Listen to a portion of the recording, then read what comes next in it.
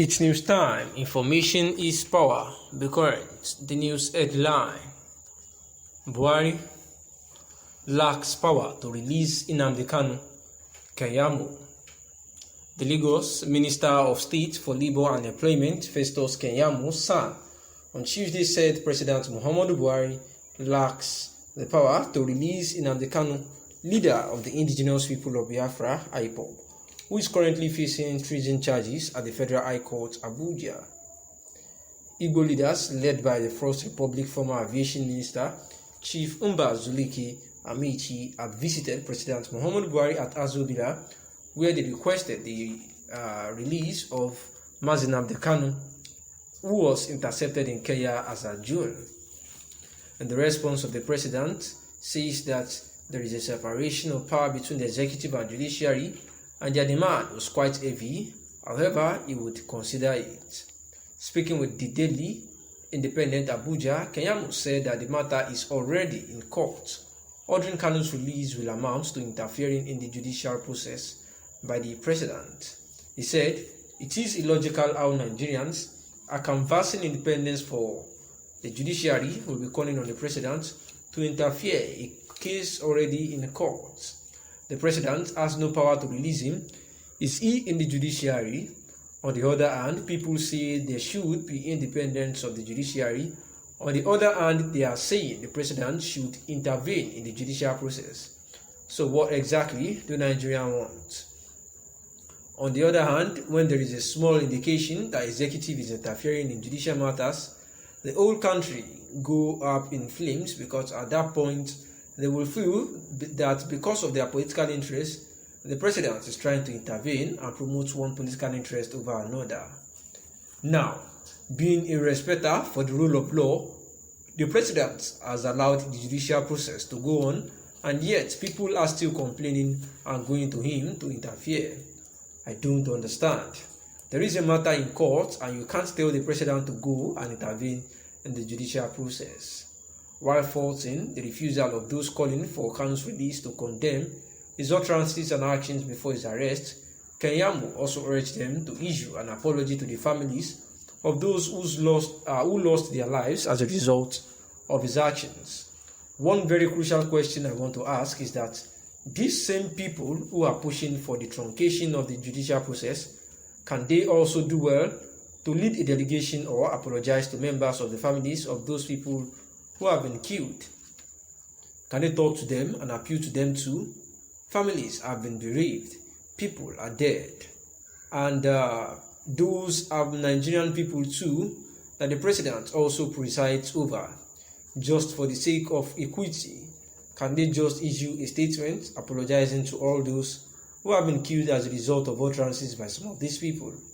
I have not heard them apologize or say something of empathy to those people.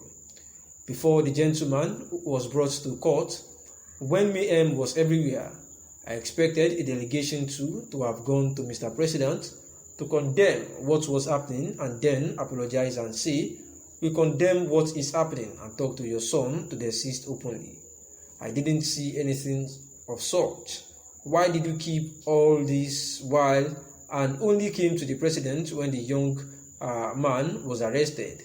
If my son still in school, now they called me to the school to say your son has committed this act. I will first beat my son in the presence of everybody to show that I am not in support of what he did. I didn't see them do that, he said.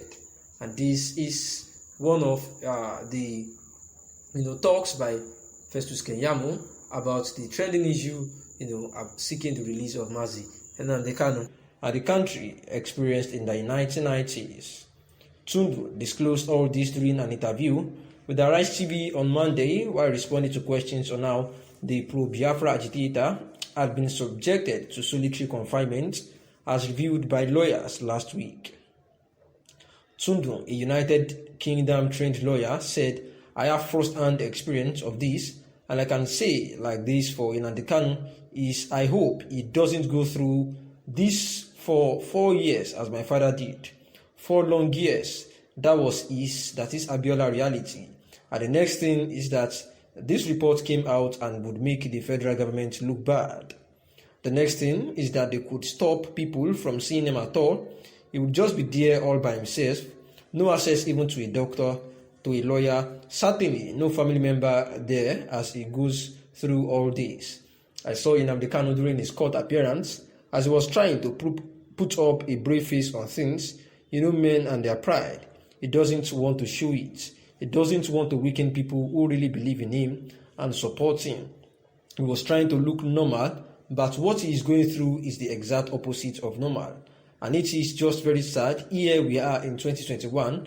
After my dad died for democracy, we are still having this conversation in 2021 of somebody being treated appallingly like a kind of serious killer. Under what circumstances should somebody be treated like this? And this is Tundu trying to react as she was asked, in an interview about, the agitators, that is, those that are agitating for a breakup away from Nigeria. And we must not forget that Tundu Abiola happens to be the daughter of the late politician and business mogul, late Chief MKO Abiola, who we also know suffered, at the hands of the military regime for about 4 years before, he died.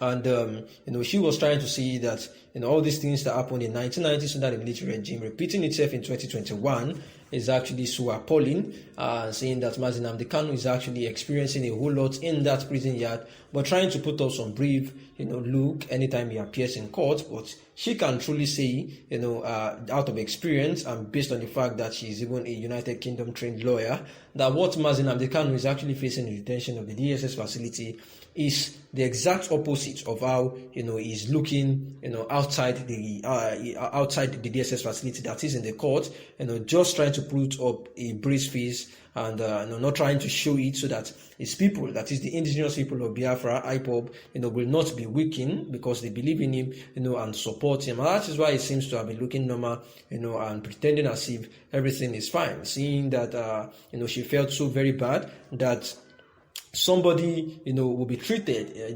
like a kind of serious killer under this kind of circumstances, especially in 2021 when we are not even under a military regime yet again. And this was Tundu disclosing all this to Arise TV on Monday while responding to questions on how the pro-Biafra agitator has actually been subjected to solitary confinement as revealed by Nnamdi Kanu's lawyer some weeks ago. This great IPOB worldwide family has an undisputable leader in person of leader Nnamdi Kanu, and his order is final. The Directorate of State cannot in any good conscience willfully disobey our leader's order and at the same time expect Biafrans to obey instructions emanating from the DOS. Powerful pointed out that the DOS does not mind being insulted by Biafrans, but cannot, by any stretch of imagination, be compelled or bamboozled into disregarding or disobeying a direct order from our leader. IPOB continued saying that those outside leadership can never know more than the leaders. What is expected of every IPOB family member and Biafrans at the point is loyalty and consistency. The DOS knows what is at stake, understands the terrain, and can never betray the trust reposed on it by the leader of this great movement, by Biafrans. The adjustment of the sit-at-home order is sacrosanct because the order of Nnamdi Kanu, the leader of the indigenous people of Biafra, must be implemented fully.